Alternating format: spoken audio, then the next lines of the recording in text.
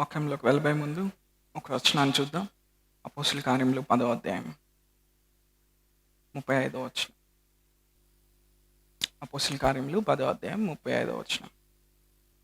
ప్రతి జనములోనూ ఆయనకు భయపడి నీతిగా నడుచుకున్న వారిని ఆయన అంగీకరించు. ప్రతి జనములోనూ ఆయనకు భయపడి నీతిగా నడుచుకున్న వారిని ఆయన అంగీకరించు. ఎవరైతే ఆయనకు భయపడి నీతిగా నడుచుకుంటారో వారందరినీ ఆయన అంగీకరిస్తాడు. సో దేవుడు అమెరికాలో అద్భుతాలు చేస్తే ఆయన ఇక్కడ అద్భుతాలు చేస్తాడు. ఆమెన్. దేవుడు ఆఫ్రికన్ చర్చెస్లో ఆయన మిలినియర్స్ లేపితే ఆయన ఇక్కడ కూడా లేపుతాడు. ప్రతి జనములోనూ ఆయనకు భయపడి నీతిగా నడుచుకున్న వాడిని ఆయన అంగీకరించు. సో దేవుడు ఎప్పుడు పక్షపాతి కాడు. హల్లెలూయా. సరే వాక్యంలోకి వెళ్దాం. 1 కొరింథీయులకు రాసిన పత్రిక 10వ అధ్యాయం 26వ వచనం మధ్య భాగంలో. భూమియు దాని సంపూర్ణతయు ప్రభువునివై ఉన్నవి. ఎక్కడుంది ఈ వాక్యం? ఒకసారి కీర్తనలు 24లోకి వెళ్దామా? కీర్తనల గ్రంథం 24వ అధ్యాయం 1వ వచనం. భూమి దాని సంపూర్ణతయు లోకమును దాని నివాసులను యెహోవా.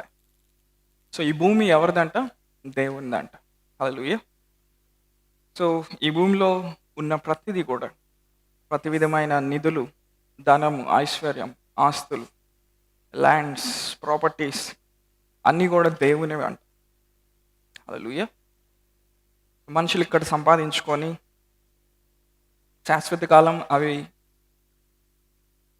శాశ్వత కాలం వాటిని వాళ్ళతోనే ఉంచుకోలేరు. ఎందుకని? అవి దేవునివి. నేను చెప్తున్నా అర్థమవుతుందా? భూమి మీద ఉన్న ఆస్తులు, ఐశ్వర్యం, సమృద్ధి, అవునా, నదులు, చెట్లు, సముద్రాలు సమస్తం కూడా ఎవరివి? దేవుని. సో ఈ భూమి మీద మనం గృహ నిర్వహకత్వం చేయడానికి మనం పిలువబడ్డాం. భూమి మీద మనం మేనేజర్స్గా ఉండడానికి పిలువబడ్డాం. హల్లెలూయా. సో దేవుడు మనకిచ్చిన దాన్ని మనం ఏం చేస్తాం? మనం మేనేజ్ చేస్తాం, గృహ నిర్వహకత్వం వహిస్తాం. లేకపోతే దాన్ని జాగ్రత్తగా చూసుకుంటా, దాన్ని అభివృద్ధి చెందిస్తా, దేవునికి లోబడి మనం జీవిస్తాం. హల్లెలూయా. నేను చెప్తున్నా, గ్రహించగలుగుతున్నారా? భూమి మీద ఉన్న సమస్తం ఎవరు అంట? మనుషులే కాదు, దేవుని. మనుషుల చేతిలో అవి ఉండొచ్చు, కానీ శాశ్వత కాలం అవి మనిషి చేతిలో ఉండవు. అంటే ఎవరివి అవన్నీ? దేవుని. భూమిలో ఉన్న బంగారం అంతా ఎవరిది? హల్లెలూయా. పెట్రోల్ అంతా ఎవరిది? దేవుని. సముద్రాలు ఎవరివి? హల్లెలూయా. భూమి మీద ఉన్న మంచి డూప్లెక్స్ హౌస్లన్నీ ఎవరివి? ఆయనవే. సో అవి మనిషి చేతిలో ఉంటాయి, కానీ శాశ్వతంగా మనిషివి కాదు. ఓకే. సో దేవుడు మనల్ని ఈ భూమి మీద ఎందుకు పెట్టాడు? మేనేజ్ చేయడానికి మనల్ని పెట్టాడు. ఆయన నిధుల్ని మనం ఏం చేయాలి? మనం మేనేజ్ చేయాలి. మీ పక్కన చెప్పండి, నేను ఒక పెద్ద మేనేజర్నని. దేవుడు ఏం చేశాడు? ఆయన కంపెనీలో మనల్ని ఏం చేశాడు? మేనేజర్లుగా పెట్టాడు. సో ఈ భూమి మీద మనం బ్రతికినంత కాలం మనం ఏం చేస్తాం? మేనేజ్ చేస్తాం, లేకపోతే స్టీవార్డ్ చేస్తాం. అవన్నీ చేసి మళ్ళీ ఏం చేస్తాం? మళ్ళీ వాటిని దేవునికి అప్పగిస్తాం. హల్లెలూయా. నీ బ్యాంక్లో ఉన్న బ్యాలెన్స్ కూడా నీది కాదు, దేవునిది. నువ్వు బ్రతికినంత కాలం ఉంచుకుంటావు, తర్వాత ఉంచుకోలేవు కదా. ఎవరైనా ఉన్నారా తర్వాత కూడా ఉంచుకోగలిగిన వాళ్ళు? సరే, ఇమ్మోర్టాలిటీ వచ్చింది అనుకుందాం, 1000 సంవత్సరాలు బ్రతికావు, తర్వాత ఎవరిది అది? సరే, తర్వాత నీ పిల్లలకు వచ్చింది, వాళ్ళు వెళ్ళిపోయినాక ఎవరిది అది? వాళ్ళ పిల్లలకు వచ్చింది, వాళ్ళు వెళ్ళిపోయినాక? హల్లెలూయా. అంటే ఈ భూమి మీద ఉన్న కార్లన్నీ ఎవరివి? కంపెనీస్ అన్నీ ఎవరివి? ప్రాపర్టీస్ అన్నీ ఎవరివి? ఆయన మన యందు సంతోషిస్తే వాటిలో కొన్నైనా ఆయన మనకు అనుగ్రహించగలడు. హల్లెలూయా. సో ఆయన కొన్ని వాటిని మనకు అనుగ్రహించడానికి ఆయన ఏం చేశాడంటే, ఈ భూమి మీద ఆయన తన రాజ్యాన్ని తీసుకొని వచ్చాడు. So now we are a part of the kingdom of God. దేవుని రాజ్యంలో మనం పాలిభాగస్లం అయినాం. ఆమేన్. సో దేవుని రాజ్యం. సో బ్రిటిష్ వాళ్ళు మనల్ని పరిపాలించినప్పుడు ఏమైంది? వాళ్ళ సామ్రాజ్యాన్ని భారతదేశంలో స్థాపించారు. అవునా? మనం ఈరోజు ఇంగ్లీష్ మాట్లాడుతున్నాం. ఆ ఇంగ్లీష్ ఎక్కడి నుంచి వచ్చింది? వాళ్ళు తీసుకొని వచ్చారు. అవునా? మన డ్రెస్సింగ్ స్టైల్లో కొంత భాగం, సో వాళ్ళు ఏం చేశారు? నాగరికతను మనకు తీసుకొచ్చారు.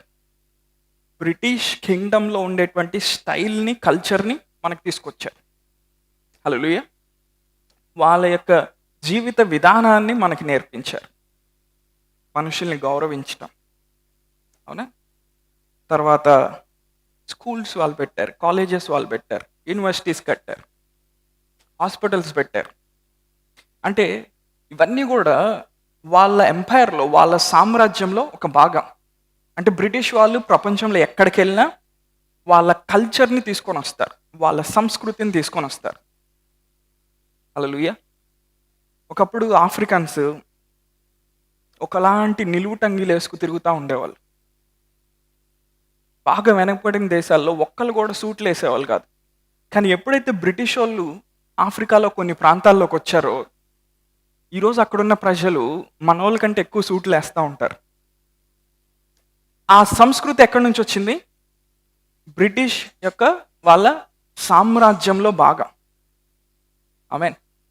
ఎంతమందికి ఇంగ్లాండ్ దేశపు రాణి ఎలిజబెత్ గురించి తెలుసు? తెలుసా? సో, ఆ రాయల్ ఫ్యామిలీలో పుట్టిన వాళ్ళందరూ కూడా మారుతి 800 యేసుకొని తిరగరు. ఏదో రోల్స్ రాయ్స్ అయినా, బెంట్లీ అయినా, రేంజ్ రోవర్ అయినా ఇవి మాత్రమే వాడతారు. ఈవెన్ వాళ్ళు పుట్టిన పిల్లలకు కూడా మామూలు కార్లు ఇవ్వరు. ఎందుకని? రాయల్ ఫ్యామిలీ అది.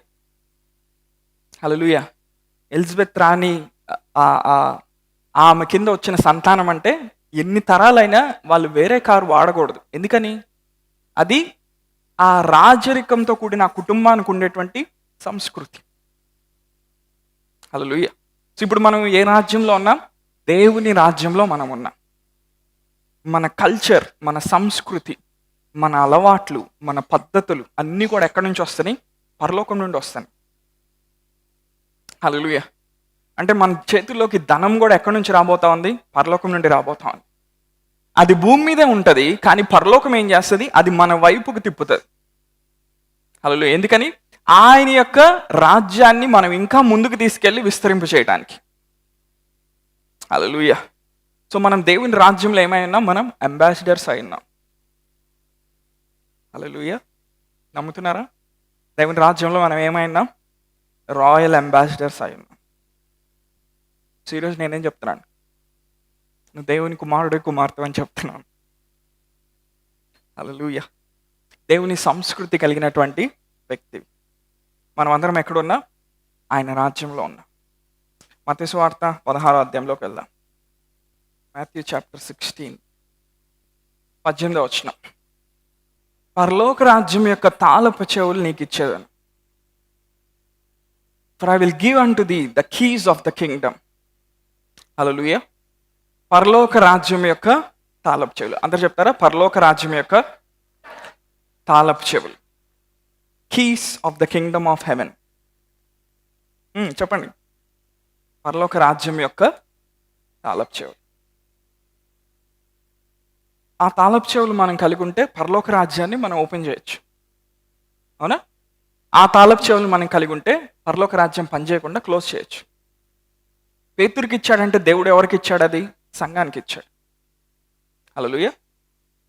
సో, మన చేతిలో దేవుడు ఏం పెట్టాడు? పరలోక రాజ్యపు తాళపు చెవులు పెట్టాడు. సో, తాళపు చెవులు ఏం చేస్తాయి? డోర్స్ని ఓపెన్ చేస్తాయి. అంతేనా? మీ ఇంటికి తాళపు చెవి ఉందా? అందరూ వచ్చేటప్పుడు తాళం వేసుకొని వచ్చారా? సో, మీ ఇంటి లాక్ తీసుకొని వెళ్ళి ఎవరన్నా ఓపెన్ చేయగానే ఓపెన్ అవుద్దా మీ ఇల్లు? ఓపెన్ అవుదా? అంటే సో, ఇప్పుడు ఇంగ్లాండ్‌లో కొన్ని హౌసెస్ ఉంటాయి. కొన్ని గృహాలు ఉంటాయి. పెద్ద పెద్ద కాస్ట్లీ హౌసెస్. వాటిలో ఏంటంటే ప్రతి రూమ్‌కి ఒక కీ ఉంటది. మేబీ ఇక్కడ కూడా ఉండొచ్చు కొన్ని ఇళ్లల్లో. సో, ప్రతి కిచెన్‌కి ఒక కీ ఉంటది. బెడ్‌రూమ్‌కి ఒక కీ ఉంటది. బాత్రూమ్‌కి ఒక కీ ఉంటది. అవునా? జిమ్ చేసే రూమ్‌కి ఒక కీ ఉంటది. లోపల థియేటర్‌కి ఒక కీ ఉంటది. మాస్టర్ బెడ్‌రూమ్ ఒక కీ ఉంటది. పిల్లలు ఆడుకునే రూమ్‌కి ఒక కీ ఉంటది. ఇన్ని రూమ్స్ ఎక్కడున్నాయి అనుకుంటున్నారు కొంతమంది. అంటే ఏ రూమ్‌కి సంబంధించిన తాళపు చెవిని ఉపయోగిస్తేనే ఆ రూమ్ ఓపెన్ అవుతది. హల్లెలూయా! అలానే దేవుని రాజ్యంలో కూడా మనం ఏదైనా పొందుకోవాలంటే ప్రతిదానికి కూడా తాళపు చెవి ఉంటది. హల్లెలూయా! స్వస్థత పొందుకోవాలంటే మనకి తాళపు చెవి ఉంటుంది. ఆమె విడుదల పొందుకోవాలంటే తాళపు చెవి ఉంటుంది. సో ఇప్పుడు స్వస్థతకు ఉపయోగించినటువంటి తాళపు చెవి ఆర్థిక ఆశీర్వాదానికి పనిచేయదు. అంత నాతో ఉన్నారా? స్వస్థతకు ఉపయోగించినటువంటి తాళపు చెవి ఆర్థికపరమైన ఆశీర్వాదం దాన్ని తెరవటానికి అది పనిచేయదు. ఎందుకని? ఈ రెండింటికి మధ్య చాలా వ్యత్యాసం ఉంది కాబట్టి. సో విశ్వాసంగా మనం చాలాసార్లు ఏం చేస్తామంటే అన్నిటికీ ఒకే తాళాన్ని ఉపయోగిస్తాం.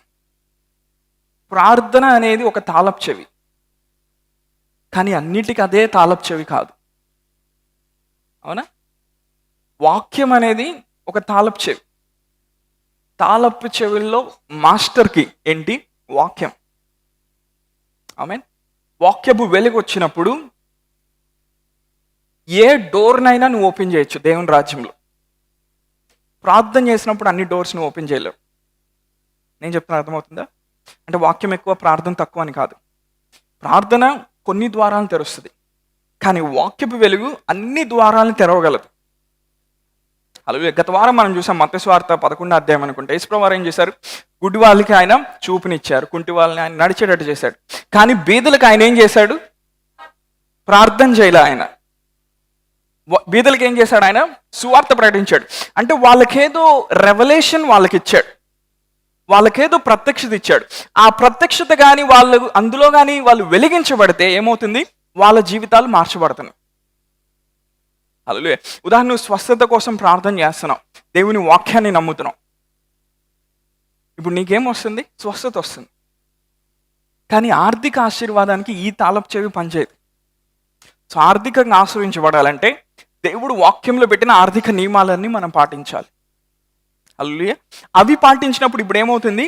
ఆర్థిక పరమైన తాళపు చెవి మన చేతిలో ఉంది కాబట్టి ఆర్థిక విషయాలు మనకి తెరవబడుతున్నాయి. సో దేవుడు మనకి ఇచ్చినటువంటి నిధుల్ని ఈ భూమి మీద మనం వాటిని మేనేజ్ చేయాలంటే మనం ఆయన రాజ్యాన్ని, ఆయన నీతిని మొదట వెతికేవారుగా ఉండాలి. హల్లెలూయా. దాదాపు 6 వారాల నుంచి ఆశీర్వాదం గురించి మాట్లాడుతూ ఉన్నాను. 6 వారాల నుంచి. జనవరిలో ఇంకో 2 మెసేజ్లు చెప్పాను, మొత్తం అయిపోతే 8 మెసేజ్లు. పాస్టర్ గారండి నా అప్పులు తీరట్లేదండి. పాస్టర్ గారండి నేను ఫైనాన్షియల్గా ముందుకెళ్ళలేకపోతున్నా అండి. పాస్టర్ గారండి ఆర్థిక పరిస్థితి కోసం ప్రార్థన చేయండి. బాగానే ఉంది. ఈ 8 మెసేజ్లు ఏం చేసావు నువ్వు? ఆర్థిక విషయాలకు వచ్చేసరికి దేవుడు నీ దగ్గరికి రెవల్యూషన్ పంపిస్తాడు. హల్లెలూయా.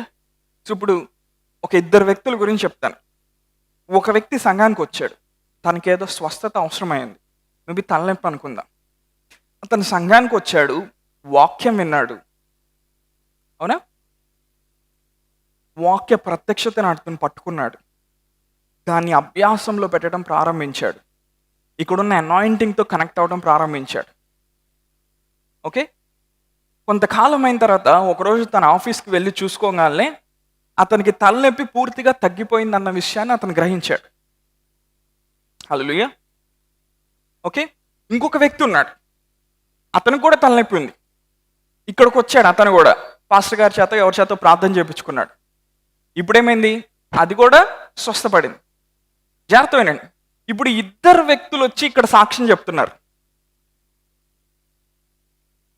అవునా? ఈ వ్యక్తి ఏం సాక్ష్యం చెప్తాడు? పాస్టర్ గారు ప్రార్థన చేశారు, మాయమైపోయింది. ఈ వ్యక్తి ఏం సాక్ష్యం చెప్తాడు? వాక్యాన్ని నేను తీసుకున్నాను, కొన్ని రోజులు దాన్ని పట్టుకున్నాను, నాకు వెలిగింపైంది, నేను విశ్వాసంలో ఎదిగాను, ఒకరోజు నేను చూడగానే తలనొప్పి తగ్గిపోయిందని నేను గ్రహించాను. ఈ 2 టెస్టిమనీస్లో ఏది బాగుంది?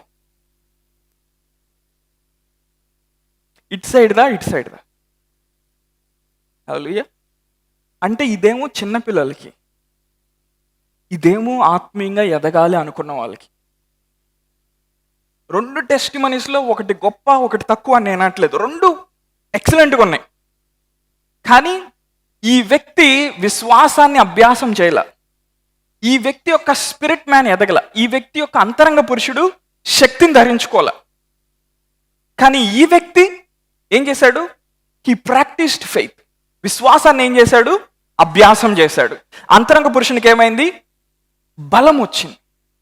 నెక్స్ట్ టైం ఇంకేదైనా నొప్పి వచ్చినప్పుడు ఈ వ్యక్తి త్వరగా బాగోవటానికి అవకాశం ఉంటుందా, ఈ వ్యక్తి త్వరగా బాగోవటానికి అవకాశం ఉంటుందా? ఈ వ్యక్తి ఎందుకో తెలుసా? ఇతను విశ్వాసాన్ని అభ్యాసం చేశాడు. హల్లెలూయా. విశ్వాసాన్ని అభ్యాసం చేసి ఏం చేశాడు? అదృశ్యంగా ఉన్న స్వస్థతని దృశ్యమైన ప్రపంచంలో తీసుకొచ్చాడు. ఈ వ్యక్తి ఏం చేశాడు? పాస్టర్ గారి మీద నమ్మకంతో వచ్చాడు కాబట్టి అతని విశ్వాసం బట్టి అతనికి జరిగింది. కానీ ఈ వ్యక్తి నెక్స్ట్ ఏం చేయాలి? అక్కడ నుండి ఏం చేయాలి? ఆ స్వస్థత అనే ప్రత్యక్షతను పట్టుకొని ఎదగాలి. హల్లెలూయా. అప్పుడేమవుతుంది? ఈ వ్యక్తి కూడా అలా ఎదిగినప్పుడు ఏమవుతుంది? ఇతనిలో ఉండొచ్చే సాక్ష్యం కూడా అద్భుతంగా ఉంటుంది. హల్లెలూయా. ఇద్దరికి మధ్య ఉన్నటువంటి వ్యత్యాసాన్ని గ్రహించారు. నెక్స్ట్ ఎగ్జాంపుల్కి వస్తున్నా. బాగా అప్పుల్లో వచ్చారు. పాస్టర్ గారు ఎవరో ప్రార్థన చేశారు. ఓకే, ఏం చెప్తున్నాను జాగ్రత్త వినండి, చాలా జాగ్రత్తగా వినండి. ప్రార్థన చేశారు, ఏదో మిరకల్ జరిగింది. దేవుడు అద్భుతాలు చేసే దేవుడు కాబట్టి మిరకల్ జరిగింది. ఆ అప్పులోంచి బయటకు వచ్చారు, ఏదో అద్భుతం జరిగింది. ఇక్కడ ఇంకో వ్యక్తి ఉన్నాడు, వాక్య ప్రత్యక్షతను పట్టుకున్నాడు.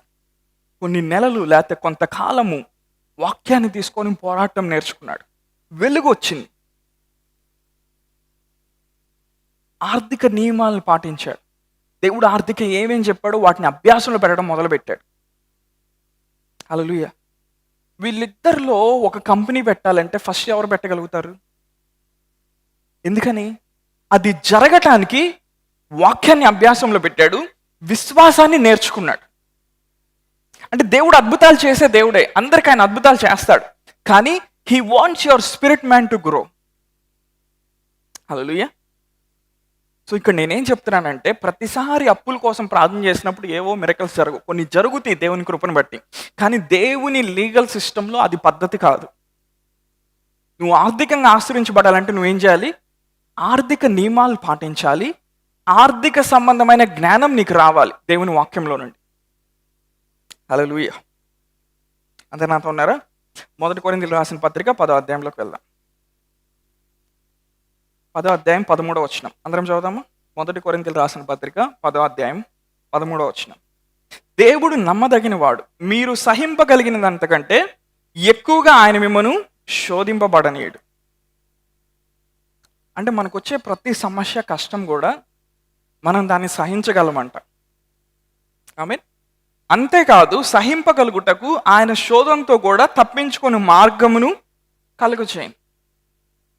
బ్రదర్, నాకు 10 లక్షల అప్పు ఉంది, నేను ఎలా బయటికి రావాలి? నేనేం చెప్తున్నానంటే, అంత అప్పు ఉంటే నువ్వు చచ్చిపోవాల్సిన అవసరంలా. ఎందుకని? నువ్వు సహింపలేని శోధన కాదు అది. ఏం చెప్తున్నా అర్థమైందా? నువ్వు సహింపలేని శోధన కాదు. మేబీ అజ్ఞానం వల్ల అయి ఉండొచ్చు, మేబీ డబ్బులు అవసరమై నువ్వు తీసుకొని ఉండొచ్చు, ఏదైనా అయి ఉండొచ్చు. నువ్వు సహించలేని శోధన కాదు అది. దేవుడు ఏం చేస్తా అంటే, ఇప్పుడు ఆ శోధనలో నుండి తప్పించుకునే మార్గాన్ని ఆయన బయలుపరుస్తాడు. ఆ మార్గం నీకు ఎలా వస్తుందంటే, వాక్యం నీ దగ్గరకు వచ్చినప్పుడు, ఎప్పుడైతే ఆ వాక్కు నీ అంతరంగ పురుషుణ్ణి వెలిగిస్తుందో అప్పుడు ఆ మార్గం నీకు బయలుపరచబడుతుంది. హల్లెలూయా. అంటే మనం సహించలేని శోధన మనకేం లేదు. అంతా నాతో చెప్తారా? నేను సహించలేని శోధన అంటూ ఏం లేదు. మనం సహించలేని శోధన అంటే ఏం లేదంట. ఒకవేళ అది ఉన్నా కానీ దేవుడు ఏం చేస్తా అంట, అందులో నుంచి తప్పించుకునే మార్గాన్ని, హల్లెలూయా, ఆ అప్పులో నుండి బయటకు వచ్చే మార్గాన్ని దేవుడు బయలుపరుస్తాడు. నువ్వు ఆశీర్వించబడే మార్గాన్ని దేవుడు ఏం చేస్తాడు? బయలుపరుస్తాడు. నిన్ను సంవత్సరాల తరబడి ఒత్తిడికి గురి చేస్తున్న సమస్యల నుండి దేవుడు ఏం చేస్తాడు? బయటికి తీసుకొని వస్తాడు. హల్లెలూయా. అంటే ఆ ఉపాయం ఎవరి దగ్గర ఉంది? దేవుని దగ్గర ఉంది. హల్లెలూయా. సో ఎప్పుడైతే వాక్యం నీ దగ్గరకు వస్తుందో ఇప్పుడు ఏమవుతుంది? నీ విశ్వాసం అనేది వృద్ధి చెందుతూ ఉంది. విశ్వాసం అనేది వృద్ధి చెందినప్పుడు ఇప్పుడు ఏమవుతుంది? దేవుని దగ్గర నుంచి ఆ కార్యాన్ని నువ్వు పొందుకోగలుగుతున్నావు. ఈరోజు 2 కీస్ నేను చెప్తాను, 2 తాళపు చెవులు నేను చెప్తాను. ఆర్థికంగా భయంకరంగా ఆశ్రయించబడాలనుకున్న వాళ్ళకి, నామకే వాస్తు ఆశ్రయించబడాలనుకునే వాళ్ళు ఉంటారు. వాళ్ళతో మనకు అంత పని లేదు. కానీ భయంకరంగా ఆశ్రయించబడాలి అనుకునే వాళ్ళు ఉంటారు. ఎవరో ఉంటారు 100 మందిలో 2-3 వాళ్ళకి ఈరోజు వాక్యం, మిగిలిన వాళ్ళకి కాదు. సో ఇప్పుడు నేను చెప్పేటువంటి విషయం ఇది ఎలా ఉంటుందంటే, ధర్మశాస్త్రంలోకి తీసుకెళ్ళినట్టు ఉంటుంది, కానీ ధర్మశాస్త్రం కాదు. నేను చెప్పిన అర్థమైందా? నేను చెప్పేటువంటి విషయం ధర్మశాస్త్రంలోకి తీసుకెళ్ళినట్టు ఉంటుంది, కానీ ధర్మశాస్త్రం కాదు. అది కూడా కృపావాక్యమే. ఓకే, సో ఫస్ట్కి ఏంటంటే understanding the power of sacrifice. అంటే అర్థం ఏంటి? త్యాగం యొక్క శక్తిని మనం ఏం చేయాలి? గ్రహించాలి, అర్థం చేసుకో. త్యాగము అనే మాట ఒకటి ఉందని తెలుసా? సాక్రిఫైస్. త్యాగం చేయటం అంటే అర్థం ఏంటి? నీ దగ్గర ఉన్నది వదిలేసుకోవటం ఒక ఉద్దేశం నిమిత్తం. దాన్ని ఏమంటారు? త్యాగం చేస్తాం. ఓకే, సో విశ్వాసంగా మనం త్యాగపూరితమైన జీవితం జీవించడానికి మనం పిలువబడ్డాం. హల్లెలూయా. రోమా 12:2 ఏముంది? సజీవ యాగంగా మన దేహాలు ఏం చేయాలంట? ఆయనకు సమర్పించాలంట. అంటే ఇప్పుడు మన సమస్తం కూడా తీసుకొచ్చి ఆయన బలిపీఠం మీద పెట్టినప్పుడు అదేమవుతుంది? త్యాగపూరితమైన అర్పణ అవుతుంది. అంటే ఆ బలిపీఠం మీద మనం సమర్పించబడినప్పుడు ఇంకా మన ఇష్టం ఏం లేదు అక్కడ. దేవుడు ఈ రాత్రి అమెరికా వెళ్ళాలంటే వెళ్ళిపోవటమే, మన ఇష్టం ఏం లేదు అక్కడ. అవునా? దేవుడు ఏదైనా చేయమంటే చేయటమే. అంటే ఏంటి? ఆయన బలిపీఠం అయితే మనం ఏం చేయబడ్డాం? సమర్పించబడ్డాం. ఒక అర్పణలాగా మనం ఏం చేయబడ్డాం? అర్పించబడ్డాం. ఇప్పుడు మనకి నెక్స్ట్ ఇన్స్ట్రక్షన్ ఎక్కడి నుంచి వస్తుంది? దేవుని దగ్గర నుంచి వస్తుంది. అబ్రహాము, నీ స్వజనంలో నుండి, నీ దేశంలో నుండి నేను చూపించేటువంటి దేశంలోకి నువ్వు రా. ఇప్పుడు అబ్రహాం ఏం చేశాడు? త్యాగం చేసి ఏం చేశాడు? ఉన్న సంబంధాలన్నీ వదిలేసుకొని అబ్రహాం ఏం చేశాడు? బయటకు వచ్చాడు. బయటకు వచ్చిన తర్వాత దేవుడు ఏమన్నాడు? ఆదికాండంలో దేవుడు ఏమన్నాడు? నీ సొంత కుమారుడైన ఇస్సాకుని బలిపీఠం మీదకి తీసుకొని రా అన్నాడు. ఎప్పుడైతే అబ్రహాం తీసుకొచ్చాడో దేవదూత ఏమన్నాడు? అబ్రహాం ఆగు అన్నాడు.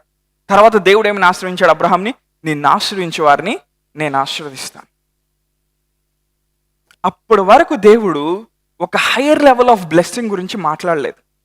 అబ్రహాము త్యాగం చేయడం నేర్చుకునేంత వరకు.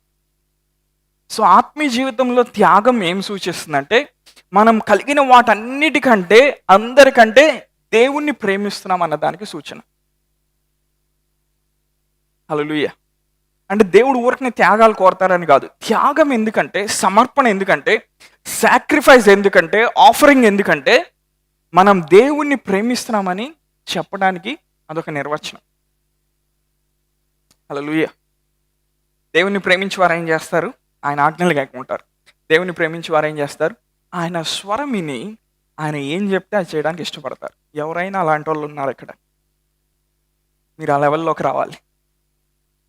సో ఫస్ట్కి ఏంటి? Understanding the power of sacrifice. ఎప్పుడైతే పడవలో నుండి నోవా బయటకు వచ్చాడో, నోవా ఏం చేశాడంటే ఒక బలిపీఠం కట్టి దేవునికి అర్పణ అర్పించాడు. ఒకసారి చూద్దాం ఆ భాగం. ఆదికాండం 8వ అధ్యాయం. ఆదికాండం 8వ అధ్యాయం 20వ వచనం. అప్పుడు నోవాహు యెహోవాకు బలిపీఠం కట్టి పవిత్ర పశువులన్నిటిలోను పవిత్ర పక్షులన్నిటిలోను కొన్ని తీసుకొని ఆ పీఠం మీద దహన బలి అర్పించను. 21. అప్పుడు యెహోవా ఇంపైన సువాసన ఆగ్రహించి ఇక మీదట నరులను బట్టి భూమిని మరలా శపించును. ఎందుకనగా నరుల హృదయాలోచన వారి బాల్యం నుండి చెడ్డది. నేను ఇప్పుడు చేసిన ప్రకారంగా ఇకను సమస్త జీవులను సంహరింపును. 22వ వచనం. భూమి నిలుచున్నంత వరకు వెదకాలంను కోతకాలంను శీతోష్ణములను వేసవి శీతకాలంను రాత్రింబగలను ఉండక మానవని తన హృదయంలో అనుకున్నాడు. చాలు. నోవా ఏం చేశాడంటే బయటకు వచ్చిన తర్వాత దేవునికి ఒక శ్రేష్టమైన అర్పణ అర్పించాడంట. అప్పుడు దేవుడు ఏం చేశాడు? ఆ ఇంపైన శ్వాసని అని పీల్చుకున్నాడు. అందరు ఒకసారి ఇట్లా అంటారా? అది అట్లా పీల్చుకున్నాడంట. అప్పుడు యెహోవా ఇంపైన సువాసన ఆగ్రహించి ఇక మీదట నరులను బట్టి భూమిని మరలా శపించు. ఒక్క నోవా చేసిన బలిని బట్టి దేవుడు ఏమన్నాడు? ఇంకెప్పుడు శపించను అన్నాడు. అంటే నోవా చేసిన బలి ఎంత గొప్పది. ఆ బలి జరగంగానే దేవుడు సంతోషపడి ఆయన ఏమన్నాడు? అమ్మతోడు నోవా ఇంకెప్పుడు నీళ్ళని రాని అన్నాడు. హల్లెలూయా. ఆ తర్వాత దేవుడు ఏమన్నాడు? భూమి నిలిచున్నంత వరకు వెదకాలంను కోతకాలంను అవునా? టైమ్స్, సీజన్స్ అన్నీ పెట్టేశాడు దేవుడు. ఇవన్నీ ఎందుకు పెట్టాడు? ఇంకా నరుల్ని ఎన్నడూ శపించకుండా ఎల్లప్పుడూ నరుల్ని ఆయన ఆశీర్వదించడానికి పెట్టాడు. అందుకే ఇంగ్లీష్లో ఏమంటుంది? సీడ్ టైం, హార్వెస్ట్ టైం అని పెట్టాడంట దేవుడు. సీజన్స్ అండ్ టైమ్స్ని పెట్టాడంట దేవుడు. ఎందుకని? నరుల్ని ఆ వ్యవస్థలోకి తీసుకొచ్చి ఆశీర్వదించడానికి. హల్లెలూయా. అప్పటి నుంచి మనుషులు ఏం చేయాలి? నేల మీద విత్తనం వేస్తే పంట వచ్చేది. అప్పటి వరకు శపించబడినటువంటి స్థితిలో ఉన్నారు. కానీ దేవుడు ఏమన్నాడు? నోవాహుకు అర్పించిన అర్పణను బట్టి, నోవా యొక్క సాక్రిఫైస్ని బట్టి దేవుడు ఏమన్నాడు? భూమి మీద ఉన్న మనుషుల్ని ఇంకెన్నడూ నేను శపించను అన్నాడు. హల్లెలూయా. సో ఎప్పుడైతే ఒక విశ్వాసిగా నువ్వు త్యాగపూరితమైన జీవితం జీవించగలుగుతావో, ఆత్మీయంగా ఉన్నతమైన స్థానంలోకి నువ్వు రాగలుగుతావు. నేను చెప్పిన అర్థమైందా? ఆదికాండం 22వ అధ్యాయంలో దేవుడు ఏమన్నాడు? అబ్రహాంని, నీ సొంత కుమారుడైన ఇస్సాకుని మోరియా పర్వతం మీదకి తీసుకొని ఎత్తాడు. అబ్రహాం ఖడ్గం. అవునా? దేవుడు దూతను పంపించి ఏం చెప్పాడు? ఆపు. హల్లెలూయా. అంటే త్యాగం ఎందుకంటే మన హృదయం ఎవరి మీద ఆధారపడిందో చూపించడానికి. అంతేగాని దేవుడు త్యాగాల్ని కోరే దేవుడు అని కాదు. అర్థమైంది ఏం చెప్తున్నాను? అబ్రహాం ఎప్పుడైతే తన సొంత కుమారుని ఇవ్వడానికి ఇష్టపడ్డాడో దేవునికి అర్థమైంది అబ్రహాం నన్ను ఎక్కువగా ప్రేమిస్తున్నాడు. ఏ టైంలో అబ్రహాం ఇవ్వడానికి ఇష్టపడ్డాడు? 100 సంవత్సరాల వయసులో పుట్టిన ఒకగాన కుమారుణ్ణి వాళ్ళ అమ్మకి చెప్పకుండా తీసుకుని వెళ్ళాడు.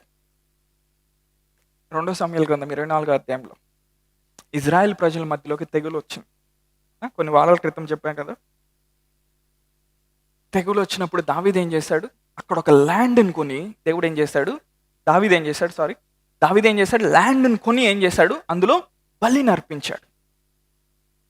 ఇజ్రాయేలీలు చనిపోతా ఉన్నారు ఆ తెగులు వచ్చినప్పుడు. ఎక్కువ టైం లేదు కాబట్టి రెఫరెన్స్ చూపించట్లేదు, ఇంకొక పావు గంటే ఉంది నాకు. సో ఇజ్రాయేల్ అందరూ చనిపోతా ఉన్నారు. ఆ ప్లేగ్ వచ్చినప్పుడు, ఆ తెగులు వచ్చినప్పుడు దావీదు ఏం చేశాడు? ఆ ల్యాండ్ని కొన్నాడు. అరోనా అనేటువంటి వ్యక్తి ఏమన్నాడు? దావీదు గారు మీకు ఫ్రీగా ఈ ల్యాండ్ ఇస్తా అన్నాడు. ఫ్రీగా ఇచ్చేది నేను దేవునికి ఇవ్వలేను అన్నాడు దావీదు. దావీదు ఏం చేశాడు? తన సొంత డబ్బులు పెట్టి వెల చెల్లించి దాన్ని కొనుక్కొని ఆ ల్యాండ్ తీసుకొని దేవునికి ఎప్పుడైతే అందులో అర్పణ అర్పించాడో ఆ దేశం మీద తెగులు ఆగిపోయింది. మనుషులు చనిపోవటం అప్పుడు ఆగిపోయింది. హల్లెలూయా. గొప్ప విషయం ఏంటో తెలుసా? కొన్ని సంవత్సరాలు అయిన తర్వాత అదే ప్లేస్లో సొలొమోను దేవునికి మందిరాన్ని కట్టాడు. హల్లెలూయా. అది ఎట్లా సాధ్యమైంది? దావీదు యొక్క అర్పణని బట్టి, దావీదు యొక్క త్యాగాన్ని బట్టి. 1 రాజుల గ్రంథం 3వ అధ్యాయం, 1 Kings chapter 3 and verse 3, 3వ వచనం. సొలొమోను ఏం చేశాడంట? బలిపీఠం మీద 1000 దహన బలులు అర్పించాడంట. అప్పుడు వరకు చరిత్రలో ఎవరు అలా చేయలేదు. 1000 దహన బలులు అర్పించగానే దేవుడు ఏం చేశాడు? కల్లో వచ్చి, సొలొమోను నీకేం కావాలో కోరుకొని. చాలా మందికి ఈ ఆలోచన వచ్చింది కదా. నాకు కూడా దేవుడు ఒక రాత్రి కల్లో వచ్చి ఏం కావాలో కోరుకోమంటే, గుంటూరులో సగం ల్యాండ్ నాకు ఇచ్చే ప్రభా, విజయవాడ గుంటూరు 2 పట్టణాలు నా కుడి చేతికి ఒకటి ఎడమ చేతికి ఒకటి ఇవ్వు ప్రభా. కొంతమందికి ఇంకా వెరైటీ కోరికలు ఉంటాయి. పార్లమెంట్ నా చేతిలో పెట్టు ప్రభా, వాళ్ళు నాకు అద్దె కట్టేటట్టు చేయ ప్రభా. వెరైటీ కోరికలేం కాదు, మంచి కోరికలు అయ్యి. హల్లెలూయా. క్రేజీగా ఆలోచించడంలో తప్పులేదు. ఎందుకంటే అలా ఆలోచించి పొందుకున్న వాళ్ళు ఉన్నారు కొంతమంది. హల్లెలూయా. ఏమో దేవుడు అలా చేస్తాడు కొంతమందిని. దేవుడు ఏం చేశాడు? కల్లో వచ్చేయమన్నాడు, సొలొమోను నీకేం కావాలి? సొలొమోను డబ్బులు అడగలేదు, ఘనత అడగలేదు, ఐశ్వర్యం అడగలేదు. సొలొమోను ఏమడిగాడు? జ్ఞానాన్ని అడిగాడు. ప్రజల్ని పరిపాలించడానికి కావాల్సిన వివేచన శక్తిని అడిగాడు సొలొమోను. దేవుడు ఏమన్నాడు? నువ్వు అది అడిగావు కాబట్టి దాంతోపాటు ఘనత, ఐశ్వర్యం నేను నీకు ఇస్తున్నాను. సొలొమోను, నీలాంటి రాజు ఇంకెవరు ఉండరు భూమి మీద, నీలాంటి రాజు ఇంకెవరు ఉండబోరు కూడా. అంటే సొలొమోన్ యొక్క సాక్రిఫైస్ దేవుడిని ఏం చేసింది? ఆయన హృదయాన్ని కట్టుబడేసింది. సొలొమోన్కి నేను ఏదైనా చేయాలి. అందుకే పౌలు ఇవన్నీ చెప్పకుండా ఏమంటాడు? సజీవ యాగంగా మనం సమర్పించుకుందాం అంటాడు. ఫస్ట్ మాస్టర్స్కి ఏంటి? గొప్ప సమృద్ధిని, గొప్ప వెల్త్ని చూడటానికి పవర్ ఆఫ్ సాక్రిఫైస్. హల్లెలూయా. త్యాగపూరితమైన జీవితం. ఫిలిప్పీ సంఘంతో పౌలు మాట్లాడుతూ ఉంటాడు. ఫిలిప్పీలు రాసిన పత్రిక 4వ అధ్యాయంలో పౌలు మాసిదోనియా వెళ్ళేటప్పుడు పౌలుకి సహాయం చేశారు వాళ్ళు. ధారాళంగా పౌలుకి ఇచ్చాడు. అప్పుడు 19వ వచనంలో పౌలు ఏమంటాడు? నా దేవుడు తన మహిమలో నుండి మీ ప్రతి అవసరం తీర్చు. అంటే ఫిలిప్పీ సంఘము పౌలు యొక్క పరిచర్యకి ఏం చేశారు? త్యాగపూరితంగా అర్పణలు ఇచ్చారు. వాళ్ళ సామర్థ్యం కొలది ఇచ్చారు. హల్లెలూయా. ఆ తర్వాత 19వ వచనంలో పౌలు ఏమంటాడు? నా దేవుడు తన మహిమలో నుండి మీ ప్రతి అవసరమును ఆయన తీర్చు. అప్పటి వరకు పౌలు ఆ మాటను మాట్లాడలేదు. ఎందుకో తెలుసా? పౌలు పీల్చుకోలేదు ఇంకా. పౌలు ఎప్పుడైతే ఇంపైన సువాసనని పీల్చుకున్నాడు, నా దేవుడు తన మహిమలో నుండి మీకు ప్రతి అవసరం తీర్చు. హల్లెలూయా. సొలొమోనుకున్న గొప్ప విషయం ఏంటో తెలుసా? ఎప్పుడైతే దేవుడు కల్లో వచ్చి ఆయనకి జ్ఞానాన్ని, వివేచన శక్తిని ఇచ్చాడో, తర్వాత వెంటనే 2 స్త్రీలు వచ్చారు ఒక కుమారుడిని పట్టుకొని. తెలుసా ఈ స్టోరీ అందరికీ? సొలొమోను కలలో ఏది పొందుకున్నాడో అది ఫిజికల్గా వెంటనే చూడటం ప్రారంభించాడు. మనకు కూడా కళ్ళు వస్తాయి, మనకు కూడా దర్శనాలు వస్తాయి, కానీ అవి వెంటనే స్టార్ట్ అవ్వు. కానీ సొలొమోను జీవితాన్ని చూస్తే కల్లో వచ్చింది, దేవుడు ఇస్తున్నానన్నాడు, కల్లో ఇస్తున్నానన్నాడు. నెక్స్ట్ డేనే ఆ ప్రాబ్లం వచ్చినప్పుడు ఏమైంది? జ్ఞానం అక్కడ మేనిఫెస్ట్ అవుతుంది. నెక్స్ట్ డే నుంచి వెల్త్ రావడం ప్రారంభమైంది. అంటే సొలొమోను యొక్క స్పిరిట్ ఎంత డెవలప్ అయిందో చూడండి. జెనసిస్ 30లో, ఆదికాండం 30 ఆ భాగాల్లో యాకోబు నిస్సహాయ స్థితిలో ఉన్నప్పుడు రాత్రి కలలో ఒక దూత వచ్చాడు. దూత వచ్చి యాకోబుతో ఏమన్నాడు? యాకోబు, నువ్వు వెలుగెత్తి చూడు, పొట్టేలు అనేది ఒకటి వచ్చి మంద మీద గుండా వెళ్తా ఉంది. ఆ మంద మీద గుండా వెళ్ళినప్పుడు ఆ మందలో ఉన్న అన్ని కూడా చారలు, మచ్చలు, పొడలగలివినిగా మార్చబడతా ఉన్నాయి. హల్లెలూయా. ఆ ఎన్కౌంటర్ ఎప్పుడైతే యాకోబుకి జరిగిందో, యాకోబు యొక్క అంతరంగ పురుషుడు, యాకోబు యొక్క ఆత్మ ఎంత డెవలప్ అయినటువంటి స్థితిలో, గ్రో అయిన స్థితిలో ఉందంటే, వెంటనే తను ఏం చేశాడు? ఒక చెట్టు చువ్వలు తీసుకొచ్చి మంద నీళ్లు తాగుతా ఉన్నప్పుడు వాటి ముందు పెట్టాడు. తను ఏదైతే ఆత్మలో పొందుకున్నాడో, ఏదైతే ఒక కలలో దేవదూత మాట్లాడాడో, వెంటనే దాన్ని ప్రాక్టికల్గా పెట్టి రిజల్ట్స్ చూడటం మొదలుపెట్టాడు. ఆ దేశంలో బహుగా ఆశ్రయించబడిన వాడయ్యాడు. హల్లెలూయా. దేవుడు కొన్ని చూపించవచ్చు, కానీ వాటిని పేపర్ మీద పెట్టడం చాలా కష్టం. నీ స్పిరిట్ హై రేంజ్లో డెవలప్ అయి ఉంటేనే నువ్వు చేయగలుగుతావు. కొన్ని కళలు కనపడతా ఉంటాయి, కొన్ని దర్శనాలు కనపడతా ఉంటాయి, అవన్నీ దేవుని దగ్గర నుంచి వస్తున్నాయని నీకు తెలుసు. కానీ వాటిని నువ్వు నెరవేర్పులో చూడాలంటే ఏం చేయాలి? నీ అంతరంగ పురుషుడు ఎదిగి శక్తిని ధరించుకోవాలి. హల్లెలూయా. దేవుడు మీ కళల్లో చూపించిన శ్రేష్టమైన విషయాలు, వాటిని భూమి మీద తెచ్చేవారుగా మీరు ఉందరుగాక. హల్లెలూయా. ఆ స్త్రీ ఎలీషాకి ఏం చేసింది? తన ఇంట్లో కొంచెం చోటు ఇచ్చింది. డాబా మీద చిన్న గదేసి ఒక మంచం వేసింది. అవునా? ఆ స్త్రీ ఏం పొందుకోగలిగింది? తన కొడుకు చనిపోయినప్పుడు ఎక్కడికి వెళ్ళింది? ఎలీషా దగ్గరికి వెళ్ళింది. ఎలీషా ప్రార్థన చేయగానే ఏమైంది? కొడుకు బ్రతికాడు. ఆమె ఏం చేసింది? కొంచెం చోటు ఇచ్చిందంటే. హల్లెలూయా. సారెపతు విధవరాలు ఏం చేసింది? ఏలియాకి త్యాగపూరితంగా. అందుకే పౌలు ఏమన్నాడు? సజీవ యాగంగా. ఆమేన్. సాక్రిఫిషియల్ లైఫ్ లేకపోతే క్రిస్టియన్ లైఫ్ లేదు. There is no Christian life without sacrifice. నువ్వు ఎన్ని గ్రేస్ మెసేజ్లు అని నువ్వు లైఫ్లో పైకి రావాలంటే ఆత్మీయంగా there has to be sacrifice. Hallelujah. దేవుడు బైబిల్లో సంధించిన వాళ్ళందరూ వాళ్ళు ఏదో త్యాగపూరితంగా అడుగు వేశారు కాబట్టి దేవుడు వాళ్ళని సంధించడం మొదలుపెట్టాడు. ఎండిపోయిన స్థితిలోకి వెళ్ళాడు ఇస్సాకు, కానీ విశ్వాసంతో ఏం చేశాడు? ఎండిపోయిన భూమిలో విత్తనం వేయటం మొదలు పెట్టాడు. ఎవరైనా ఎండిపోయిన భూమిలో విత్తనం వేస్తారా? కానీ ఇస్సాకు ఏం చేశాడు? విశ్వాసంతో వేశాడు. వాళ్ళు విశ్వాసం ద్వారా వాళ్ళు ఏం చేశారు? రాజ్యాన్ని జయించారు. విశ్వాసం ద్వారా సింహాల యొక్క నోలను మూపించారు దానియేలు లాంటి వాళ్ళు. హల్లెలూయా. విశ్వాసం ద్వారా ఖడ్గం యొక్క వాతకలోనైనా చనిపోని వాళ్ళు ఉన్నారు కొంతమంది చరిత్రలో. హల్లెలూయా. పౌలు కొరింథీ పత్రికలో కొరింథీలతో అన్ని విషయాలు మాట్లాడి ఒక దగ్గరకు వచ్చేసరికి ఏమంటాడంటే, పౌలు కన్యకను ప్రదానం చేసినట్టు క్రీస్తుకి నేను మిమ్మల్ని ప్రదానం చేశాను. I have betroth you as a చేస్ట్ virgin అంటూ క్రైస్ట్. కన్యకను ప్రదానం చేసినట్టు క్రీస్తుకి నేను మిమ్మల్ని ప్రదానం చేశాను. ఇంకా మీదేం లేదు. ఇంకా గలతీ 2:20 వచ్చేసరికి పౌలు ఏమంటాడు, ఇక్కడ జీవించువాడును నేను కాదు కానీ నా యందు జీవించున్న క్రీస్తే. హల్లెలూయా. నువ్వు భయంకరంగా ఆశ్రయించబడాలంటే నువ్వు ఇలాంటి లైఫ్లోకి నువ్వు రావాలి. ఇది మాస్టర్ కీ. ఈ తాళపు చెవి ఎక్కువ మంది క్రైస్తవుల దగ్గర ఉండరు. అందుకని దేవుడు క్రైస్తవుల్ని ఉన్నతమైన పొజిషన్లో పెట్టడానికి ఆయన ఆలోచిస్తూ ఉంటాడు. ఈ భూమి మీద ఏ వ్యక్తి కూడా త్యాగం లేకుండా పైకి రావడానికి వీల్లేదు. అది దేవుడు ఈ భూమి మీద పెట్టిన నియమం. నీ కెరియర్లో అయినా, జాబ్లో అయినా, బిజినెస్లో అయినా, without sacrifice you cannot become a star. ఈ భూమి ఒప్పుకోదు.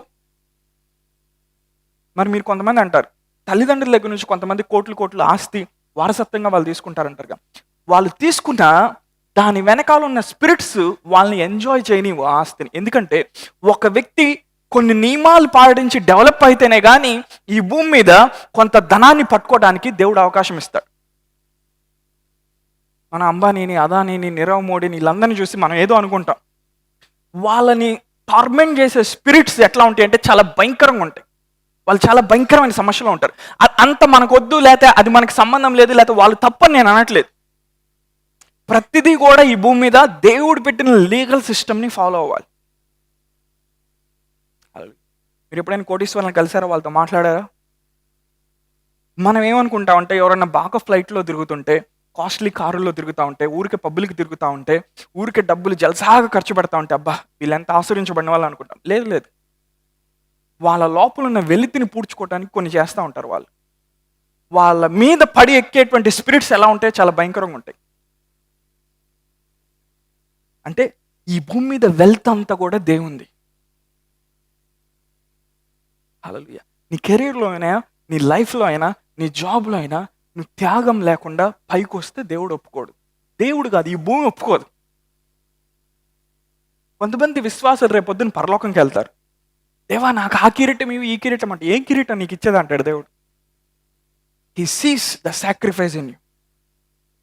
ఆమేన్. టీజెస్ దినకరన్ గారు ఒకసారి పరలోకం వెళ్ళినప్పుడు పౌలు గారిని కలిశారంట. ఆయన పౌలు బాడీ మీద మచ్చలు ఉన్నాయంట. ఒకటి తక్కువ 40 దెబ్బలు 5 సార్లు కొట్టారు కదా, ఆ మార్క్స్ ఉన్నాయంట. వెంటనే యేసయ్యని అడిగాను, ప్రభు ఏంటి అందరు మహిమ వస్త్రాలు ఎన్ని ధరిస్తే ఈయనేంటి గట్టి అంటే, నేనే ఉంచాను గుర్తుగా అని. హల్లెలూయా. అందుకే పౌలు వాక్యంలో ఏమంటాడు, క్రీస్తు యొక్క ముద్రలు నేను ధరించున్నాను, ఇక్కడ ఎవడు నన్ను హింసించవద్దు. Hallelujah. There is no star on this earth without a sacrifice. క్రైస్తవులు లేకపోతే విశ్వాసులు ఎప్పుడైతే దీన్ని తెలుసుకుంటారో ఆటోమేటిక్గా పైకి వెళ్ళిపోతారు పొజిషన్స్లో. హల్లెలూయా. ఎన్ని రీజన్స్ ఆయన చెప్పు ఆత్మీయ జీవితంలో నీకు మంచి స్పిరిచువల్ లైఫ్ కావాలా, you have to live a life of sacrifice. ఒక త్యాగపూరితమైన జీవితం నువ్వు జీవించాలి. అది నువ్వు ఎప్పుడు జీవించగలుగుతావు? దేవుని మంచితనాన్ని, దేవుని ప్రేమను నువ్వు కొలది నువ్వు ఆటోమేటిక్గా త్యాగపూరితంగా అయిపోతావు. అది నువ్వు కష్టంగా ధర్మశాస్త్రాన్ని పట్టుకొని చేసేది కాదు. అది నువ్వు ఎంత ఎక్కువ దేవుని ప్రేమిస్తావో అంత ఎక్కువ ఆయనకి సబ్మిట్ అవడానికి ఇష్టపడతావు. అదే త్యాగపూరితమైన జీవితం. కానీ దేవుని ప్రేమ తెలియనప్పుడు త్యాగం అనేది కష్టం. అంటే అపోస్తలుకి శిష్యులకి ఆయన ప్రేమ ఏందో తెలుసు, అందుకని వాళ్ళు సిలువ వేయబడుతున్నా ఏం మాట్లాడలేదు, స్టెఫన్ని రాళ్ళతో కొడుతున్నా ఏం మాట్లాడలేదు. ఎందుకని? అంత ప్రేమను అనుభవించాడు. ఆమేన్. నువ్వు స్పిరిట్లో ఎదిగే కొంది కొన్నిసార్లు నీ రెస్పాన్సిబిలిటీస్ పెరుగుతాయి, నీ బాధ్యతలు పెరుగుతాయి, నీ లెవెల్ ఆఫ్ సాక్రిఫైస్ పెరుగుతుంది. ఆమేన్. ఈ సంఘంలో ఉన్న ప్రతి వ్యక్తి దేవుడు మీకు ఇచ్చిన అద్భుతమైన గమ్యంలోకి మీరు నడుచుదురు గాక. హల్లెలూయా. ఈ సంవత్సరం మనం చేంజ్ అవుతా ఉన్నాం. మన ఫైనాన్షియల్ లెవెల్ని దేవుడు చేంజ్ చేస్తూ ఉన్నాడు. హల్లెలూయా. రెండవ కీ ఏంటంటే నీ అంతరంగ పురుషుడు బలం నొంది జీవించడం. లూకాసు వార్త 19వ అధ్యాయంలో ఒక యజమానుడు ఏం చేశాడంటే 10 మంది దాసులను పిలిచి ఒక్కొక్కరికి ఒక మీనా పెట్టాడు చేతిలో. మీనా అంటే కొన్ని రూపాయలు అని అనుకుందాం. మీనా పెట్టినప్పుడు ఏమైంది, ఒకడు ఒక మీనా తీసుకొని ఏం చేశాడు, 10 మీనాలు సంపాదించాడు. ఇంకొకడు ఒక మీనా తీసుకొని ఏం చేశాడు? 5 మీనాలు సంపాదించాడు. ఇంకొకడు ఒక మీనానే తీసుకొని ఏం చేశాడు? దాచిపెట్టాడు. ఆమేన్. ఒక్కసారి 13వ వచనంలోకి వెళ్దామా? లూకా 19:13. మొదటి దాసుడు వచ్చి ఒక మీనాతో ఎన్ని మీనాలు సంపాదించాడంట? 10 మీనాలు సంపాదించాడంట. ఆ యజమానుడు ఏమన్నాడంట? 10 పట్టణాల మీద నువ్వు అధికారిగా ఉండు. నువ్వు ప్రార్థన చేస్తా ఉన్నప్పుడు, వాక్యాన్ని తీసుకుంటా ఉన్నప్పుడు, స్పిరిట్లో నువ్వు గ్రో అవుతా ఉన్నప్పుడు నీకు వచ్చేటువంటి ఆశీర్వాదం ఏంటో తెలుసా? సరే, దేవునితో నడిచే వాళ్ళు రోజు ఎందుకు ప్రార్థన చేస్తారు తెలుసా? వాళ్ళకి పని పాట లేక కాదు. ఒక పట్టణం నుండి 2 పట్టణాలు, 2 పట్టణం నుండి 3 పట్టణాలు, 3 పట్టణం నుండి 5 పట్టణాలు, 5 పట్టణాల నుండి 10 పట్టణాలు. వాటి మీద అధికారులే వాళ్ళు వెళ్తారు. నీ స్పిరిట్ మ్యాన్ గ్రో అయ్యకుంది, నీ అంతరంగ పురుషుడు బలం ధరించుకొని నీ లోపల ఉన్న ఆత్మ అభివృద్ధి అయ్యకుంది. పట్టణాల మీద దేవుడు నిన్ను అధికారిగా పెడతాడు. హల్లెలూయా. అందుకే దేవునితో సహవాసం చేసే వాళ్ళ దగ్గర భయంకరమైన అథారిటీ ఉంటుంది, భయంకరమైన అధికారం ఉంటుంది. నీ స్పిరిట్ గ్రో అయ్యకుంది ఏంటంటే, నీ ఆత్మ ఎదిగేకుంది ఏమవుతుందంటే అన్ని ఆశీర్వాదాలు నీ దగ్గర రావడం ప్రారంభమవుతాయి. హల్లెలూయా. ఒక పట్టణం మీద అధికారిగా ఉన్నప్పుడు మేబీ కారు లేదేమో అందులో, కానీ 10 పట్టణాల మీద అధికారిగా ఉన్నప్పుడు మేబీ విమానం కూడా అతని దగ్గర రాగలదు. సరే, ఒక్క మీనాతో ఏం చేయని వ్యక్తితో దేవుడు ఏమన్నాడు? 27వ వచనంలోకి వెళ్దాం. మరియు నేను తమ్ముని ఏలుటకు ఇష్టం లేని నా శత్రువులను ఇక్కడ తీసుకొచ్చి నా ఎదుట, ఆ ఒక్క మీనాతో ఏం చేయనటువంటి వ్యక్తిని యజమానుడు ఏం చేస్తున్నాడంటే శత్రువులకి అప్పగిస్తా ఉన్నాడు. అర్థమైందా? చాలా మంది అనుకుంటున్నారు కదా, ఆ యజమానుడు ఎంత క్రూరమైన యజమానుడు అండి. 10 మీనాలు సంపాదించిన వాడిని 10 పట్టణాల మీద అధికారిగా పెట్టాడు. 5 మీనాలు సంపాదించిన వాడిని 5 పట్టణాల మీద అధికారిగా పెట్టాడు. ఒక మీనా దాచిపెట్టిన వాడిని ఏం చేస్తున్నాడు? బాధపరచబడటానికి శత్రువులకు అప్పగిస్తున్నాడు. నేనేం చెప్తాను అర్థమవుతుందా? అంటే దేవుడు నీ లోపల ఏం పెట్టాడో దాని యొక్క పూర్తి సామర్థ్యంలోకి నువ్వు వెళ్ళకపోతే కొన్ని బహుమానాలను పొందుకోలేవు ఈ భూమి మీద.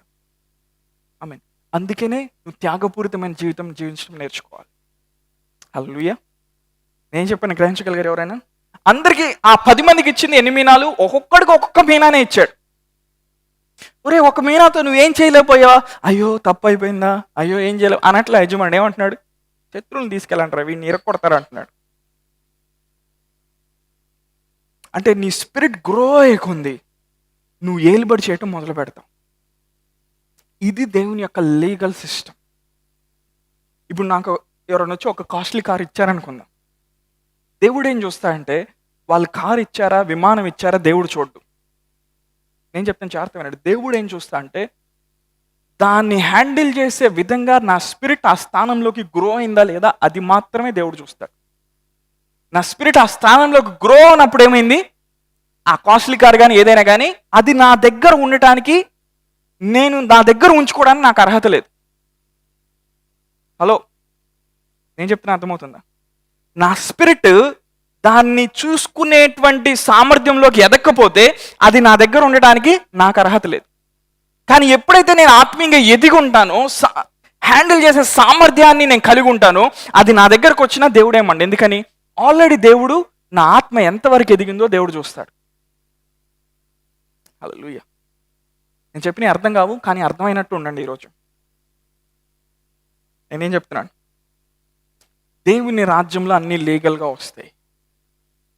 ఆమేన్. ఇంకో చోట వాక్యంలో ఏముంది? సేవకులంట గుర్రాలు ఎక్కి తిరుగుతూ ఉంటే రాజులంట చెప్పులు లేకుండా నడుస్తూ ఉన్నారంట. అవునా? ఎక్లీసియాస్టిసా అక్కడే ఉంటుంది.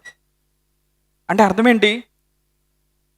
ఈరోజు భూమి మీద ఉన్నతమైన పొజిషన్స్లో ఉన్న వాళ్ళందరూ కొంతమంది వాటిలో ఉండడానికి అర్హులు కారు. ఆ పొజిషన్స్లో ఎప్పుడు ఖాళీ వస్తుందంటే సరైన దేవుని కుమారులు వచ్చినప్పుడు, ఆత్మీయంగా ఎదిగిన వాళ్ళు వచ్చినప్పుడు ఆ పొజిషన్స్ ఖాళీ వస్తుంది. వీళ్ళు ఆ పొజిషన్ ఫిల్ చేస్తారు. ఆత్మీయంగా ఒక వ్యక్తి డెవలప్ అయినప్పుడు అతనికి బిజినెస్లో స్పేస్ లేకపోతే దేవుడు బిజినెస్లో స్పేస్ ఇస్తాడు. ఎందుకని? స్పిరిచువల్గా అతను గ్రో అయ్యాడు, ఇతని పవర్ డిఫరెంట్గా ఉంది, ఇతనిలోంచి వచ్చే వెలుగు డిఫరెంట్గా ఉంది. కాబట్టి దేవుడు దాన్ని చూసి ఏమంటా అంటే, ఇదిగో ఫలానా వ్యాపారంలో ఈ వ్యక్తి ఈ స్థాయిలో ఉన్నాడు, ఆ వ్యక్తిని తప్పించి దేవుడు ఈ వ్యక్తిని పెడతాడు. ఎందుకని? ఆ స్థానంలోకి ఈ వ్యక్తి ఎదిగాడు కాబట్టి. హల్లెలూయా. దేవుడు అబద్ధం ఆడే దేవుడు కాదు. ఆఫ్రికన్స్ని దేవుడు భయంకరంగా ఆశ్రయించా అంటే ఇండియన్స్ని ఇంకా భయంకరంగా దేవుడు ఆశ్రయించగలడు. ఏం చేయాలి, ఎలా చేయాలి, ఏ ప్రాసెస్లో వెళ్ళాలి, ఎలా జీవించాలి, అది మనకు అర్థమైతే చాలు. ఈరోజు రెండు కీస్ చెప్పాను. ఒకటేంటి? Power of sacrifice. పిడికెడు విత్తనములు చేతి పట్టుకొని కన్నీటితో విత్తుచూపోవాడు. 126 కీర్తన 6వ వచనం. సంతోషంతో పనులు అతనికి వస్తాయంట. అతను పంట కోసుకుంటాడంట. హల్లెలూయా.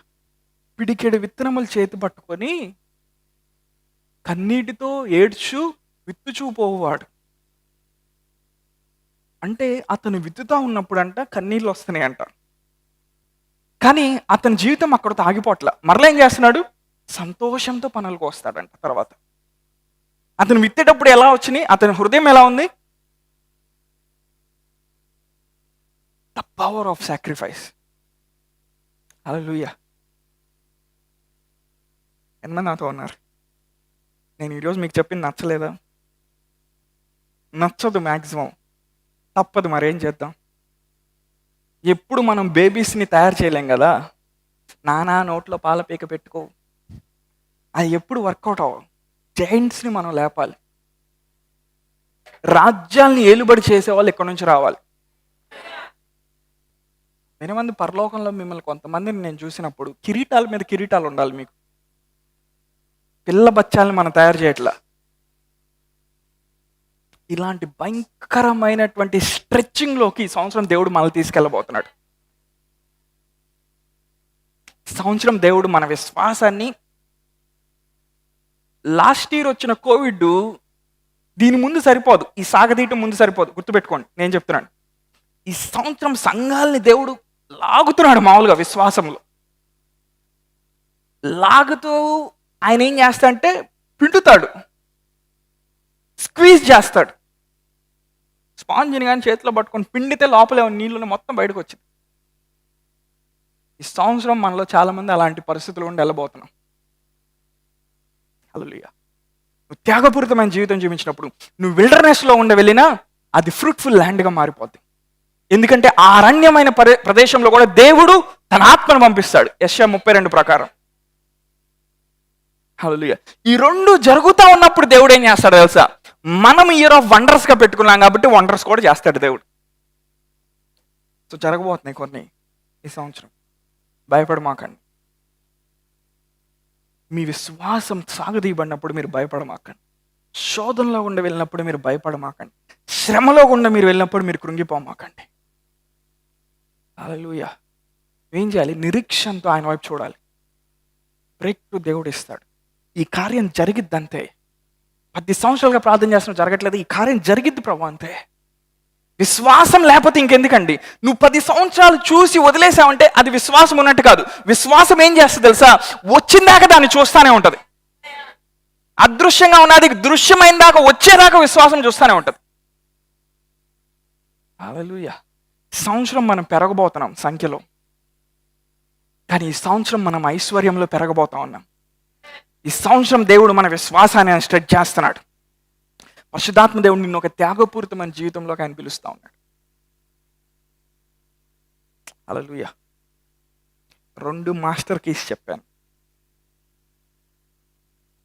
నేను లాస్ట్ 6-7 మెసేజెస్ ఏం చెప్పినాయి మీరు వినకపోయినా ఈ 2 ఫాలో అయితే చాలు.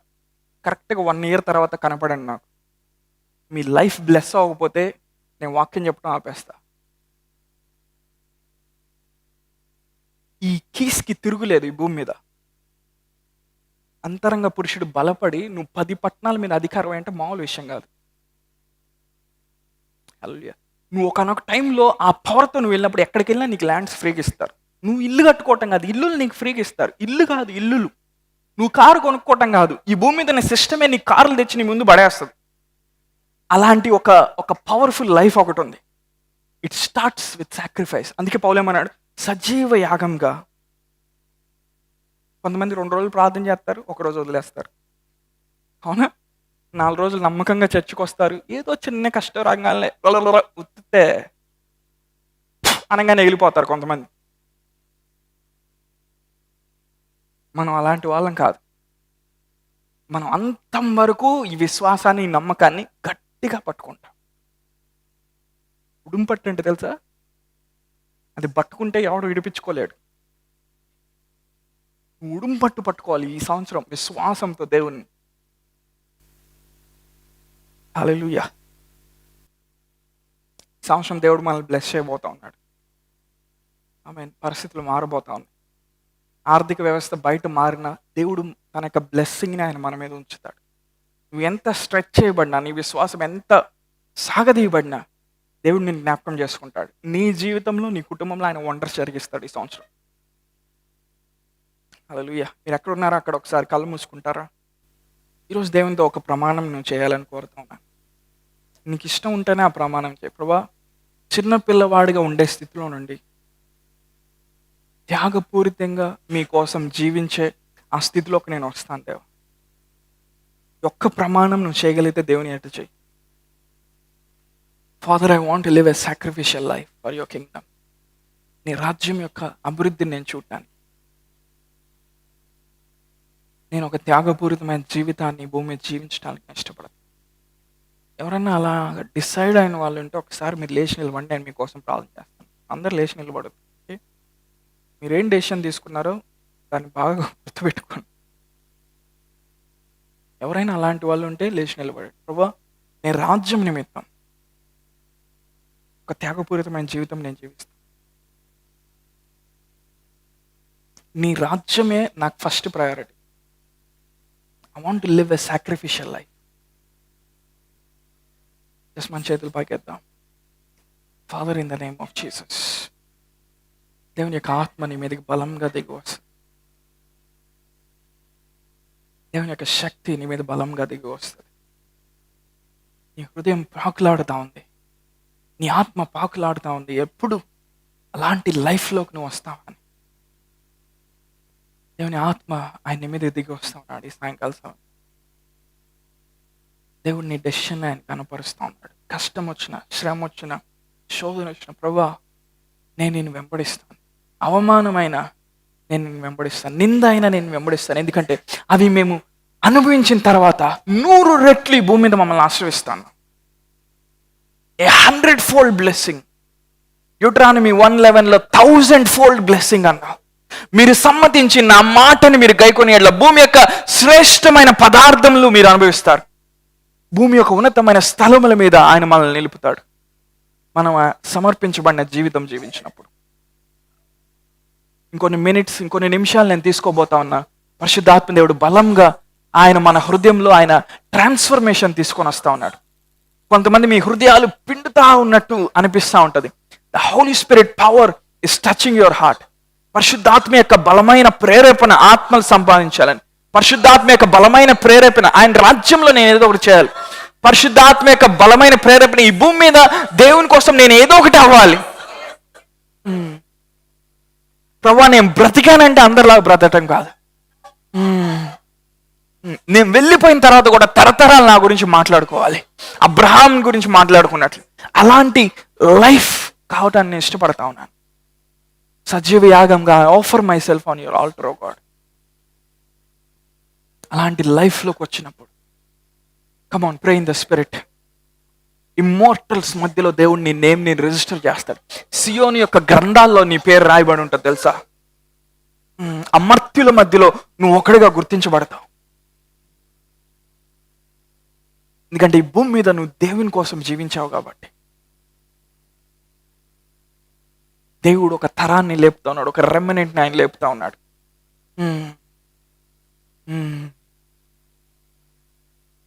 వ్యవస్థల్ని మార్చగలిగిన వాళ్ళని, ఆర్థిక రంగాన్ని మార్చగలిగిన వాళ్ళని, వ్యాపార రంగాల్ని మార్చగలిగిన వాళ్ళని, ఆయన మహిమను ప్రతింపజేసేవారిని ప్రతి వ్యవస్థలో దేవుడు లేపుతా ఉన్నాడు. ప్రతి సంఘంలో దేవుడు లేపుతా ఉన్నాడు. ప్రతి తెగలో, ప్రతి జాతిలో, ప్రతి వంశంలో దేవుడు లేపుతా ఉన్నాడు. And as he prayed, the fashion of his countenance was changed. ఆయన ప్రార్థిస్తూ ఉండగా ఆయన ముఖరూపం మారిపోయింది. ఆయన వస్త్రములు తెల్లనివై దగదగ మెరిగినట్టు అయిపోయినవి. ఆయన రూపాంతరం చెందుతా ఉన్నాడు. ఎప్పుడైతే తండ్రికి ఆయన సమర్పించుకున్నాడో రూపాంతరపు కొండ మీద, ఆయన రూపాంతరం చెందుతా ఉన్నాడు. గొంగళ పురుగుని ఆయన తీసేసి సీతాకోక చిలుకని ఆయన బయటికి తీసుకొస్తా ఉన్నాడు. భయంకరంగా నీ లైఫ్ని ఇయర్ దేవుడు ట్రాన్స్ఫార్మ్ చేయబోతా ఉన్నాడు. నువ్వు ఆయన ప్రేరేపణకు, ఆయన నడిపింపుకి, ఆయన పిలుపుకి నువ్వు లోబడి నువ్వు సమర్పించుకోగలిగితే,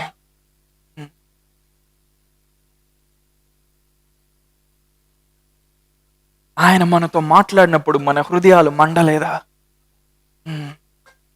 Did our hearts not burn? మన హృదయాలు మండలేదా ఆయన మాట్లాడినప్పుడు? కమాన్, మీ పక్కన ఉన్న వాళ్ళు మర్చిపోండి. మీకు ఏ ప్రార్థన వస్తే ఆ ప్రార్థన చేయండి. దేవుని ఆత్మ యొక్క గాలి ఇక్కడ వీస్తా ఉంది. ఏంజల్స్ ఇక్కడ తిరుగుతా ఉన్నారు, పరిశుద్ధులు ఇక్కడ తిరుగుతా ఉన్నారు, సకల దూతలు సైన్య సమూహంతో ఇక్కడికి వస్తా ఉన్నారు. అంత దినాల్లో దేవుడు వారియర్స్ని లేపుతా ఉన్నాడు ఆయన సంఘాల్లో నుండి.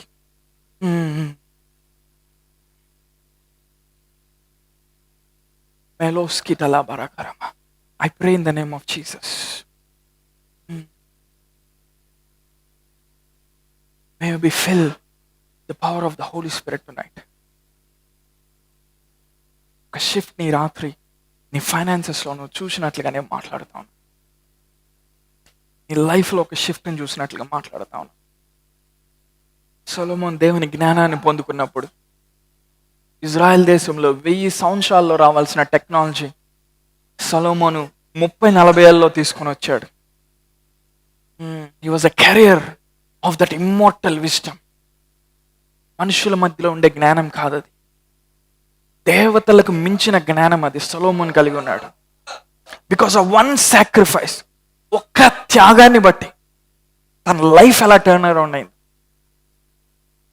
దేవుడిని గొప్ప గమ్యాన్ని సిద్ధపరిచాడని తెలుసు, కానీ అందులోకి నీకు నడవటానికి ఇష్టం లేదేమో, త్యాగం చేయటం నీకు ఇష్టం లేదేమో. May you be filled strength of God. May you be filled with the dunamis of God.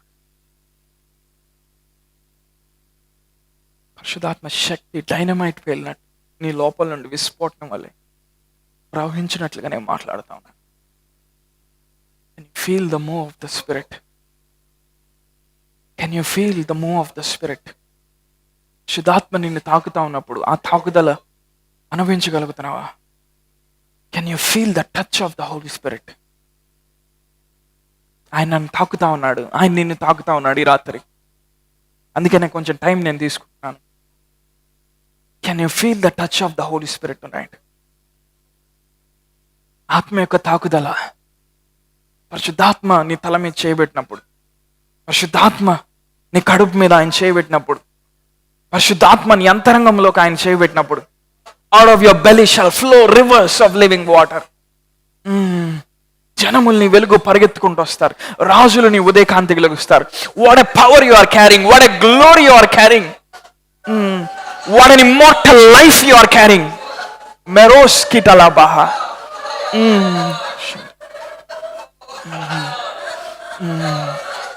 Meros kitalabarakara le barakara. ఆయన ప్రార్థిస్తూ ఉండగా ఆయన ముఖరూపం మారిపోయింది. And as he prayed, the fashion of his countenance was changed. ఏలియా, మోషే వచ్చి ఆయనతో మాట్లాడుతూ ఉన్నారు. అక్కడ ఏదో జరుగుతూ ఉంది, ఈ రాత్రి ఇక్కడ ఏదో జరుగుతూ ఉంది. మెరోస్ కిటలా బరకరబా లేఖరబా సకటల.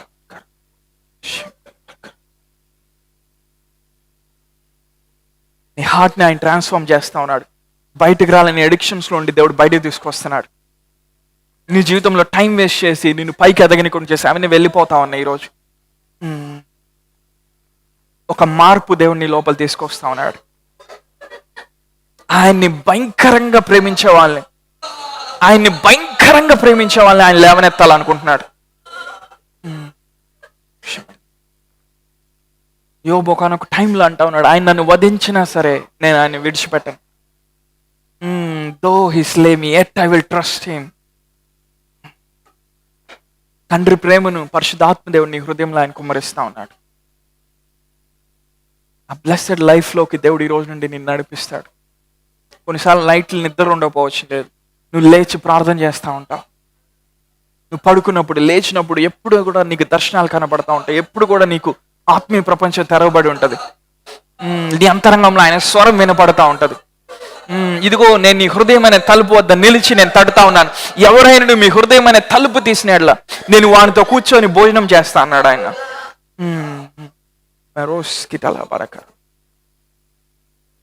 స్ట్రాంగ్ ఇంపార్టేషన్ మీ మీదకి వస్తా ఉంది. నేను మీ తల మీద చేతులు పెట్టి ప్రార్థన చేయకపోయినా ఒక బలమైన ఇంపార్టేషన్, పరలోకం నుండి ఒక బలమైన ఇంపార్టేషన్ మీ మీదకి వస్తాను. ఒక పవర్ఫుల్ ఇంపార్టేషన్ మీ మీదకి వస్తాను.